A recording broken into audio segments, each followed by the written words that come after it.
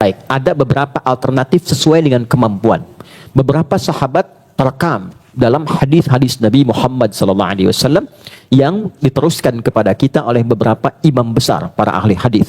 Di antaranya ada yang berkonsultasi tentang, ya Rasulullah, wahai Rasulullah SAW, ibuku telah meninggalkan aku. Boleh nggak aku berpuasa untuknya? Kata Nabi, boleh, lakukan. Sisi lain, ya Rasulullah, wahai Rasulullah, ibuku telah meninggalkan aku. Apakah boleh aku berhaji atas namanya? Kata Nabi, boleh, lakukan. Sisi lain, ya Rasulullah, ibuku telah meninggalkan aku. Bolehkah aku bersedekah atas namanya? Kata Nabi, boleh, lakukan. Sisi lain, ya Rasulullah, ibuku telah meninggalkan aku. Bolehkah aku berkorban atas namanya? Boleh.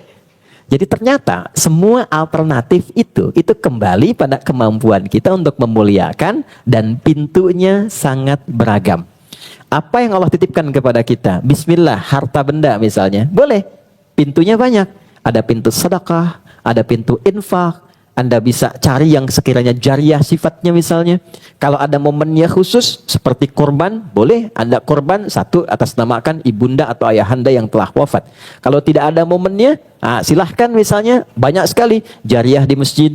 Ya, itu ada rumah Quran musawarah, itu ada santi-santi, Anda yang support mushafnya. Ya, satu hurufnya 10. Anda niatkan orang tua, berapa banyak santi menghafal di situ, ya kan? Itu bisa dibayangkan nggak, begitu selesai khatam Qurannya, itu melekat mushaf pada dirinya. Mushafnya masih ada, dipakai lagi angkatan berikutnya. Modalnya kan nggak banyak, gitu kan? Tapi pahalanya mengalir. Lihat pahala itu bukan sekarang, lihat pahala itu nanti saat kita berpulang. Akan tampak keadaannya. Jadi babnya itu, kalau dititipkan ilmu, maka dengan ilmu berbaginya. Ya, karena apa? Hati-hati, karena apa? Apapun yang kita niatkan pada nilai kebaikan, itu yang dihisab. Karena itu kitab-kitab hadis pada umumnya, kalau sifatnya jami, pembahasan komprehensif, itu dibuka dengan hadis niat. Dari Umar bin Khattab radhiyallahu taala anhu, ya, dari Nabi sallallahu alaihi wasallam, beliau bersabda, innamal a'malu binniyat. Semua perbuatan itu dihisab berdasarkan apa ya? Niatnya. Karena itu kalau ada ilmu, alhamdulillah kita mengajar, boleh dari pengajaran itu niatkan, dipraktekkan, mudah-mudahan pahalanya dialirkan untuk orang tua. Karena nggak mungkin kita bisa mengajar kalau orang tua nggak didik dulu kan, dari awalnya.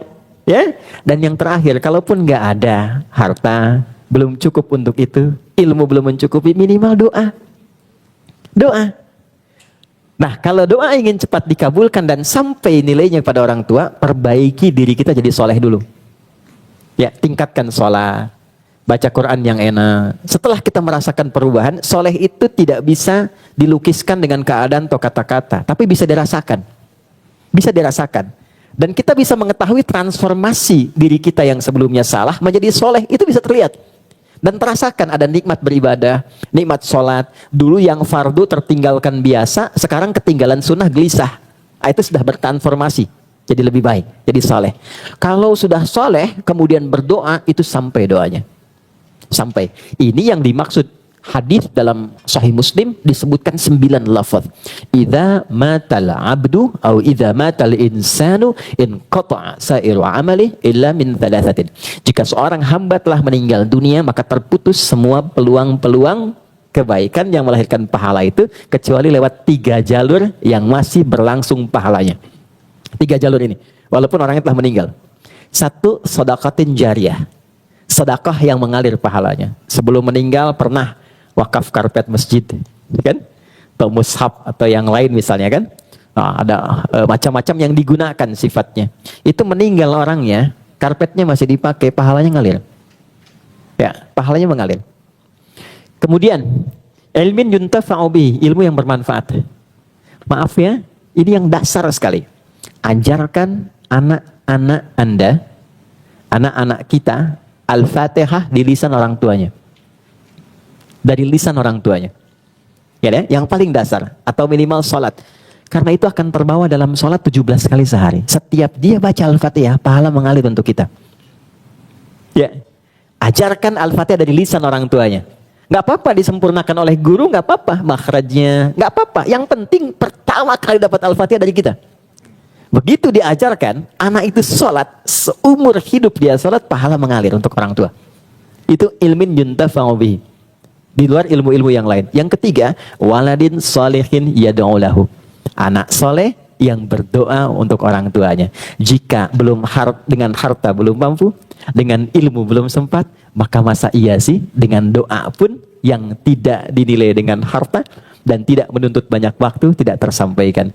Kalau sedang jenuh-jenuh ya, mohon maaf, untuk berbuat baik kepada orang tua, ingat-ingat bagaimana keduanya saat memuliakan kita dari mulai dirawat sampai tumbuh, berkembang, dan sukses dalam berkehidupan. Jelas ya? Ya, saya selalu mengatakan begini, kalau orang tua sudah meninggal, trigger yang terbaik untuk membangkitkan kita kuat ibadah itu, kalau anak baik, itu cahaya mengalir. Pahala mengalir. Jadi kalau sedang malas-malas sholat, sunnah atau apa, ingat, orang tua kekurangan transferan pahala. Orang tua kekurangan transferan cahaya. Jadi jangan ingat diri sendiri saja. Nah, itu biasanya membuat diri kita lebih kuat untuk meningkatkan ibadah. Saya kira seperti itu. Allah Ta'ala alam bisawab.